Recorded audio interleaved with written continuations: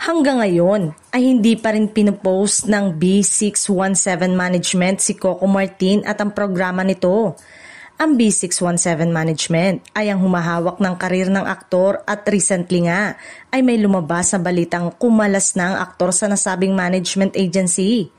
Bago pa nga kumalat ang nasabing balita ay napansin na hindi na nagpo-post ang B617 tungkol sa aktor. Nawala na rin ang mga dati nilang post sa kapamilya Primetime King.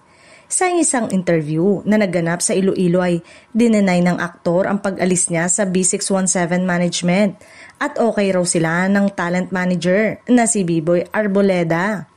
May nakapagchika rin na source na gusto na raw ni Coco na maging freelancer at gusto na rin itong makipag-collab sa iba't ibang network at production company.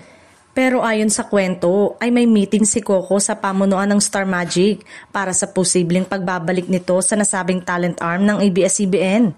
Hinihilot umano ang aktor na huwag magsarili sa kanyang karir. Sa ngayon ay abangers ang lahat sa magiging desisyon ng Primetime King kung babalik sa Star Magic o tuluyan ng mag-self-manage.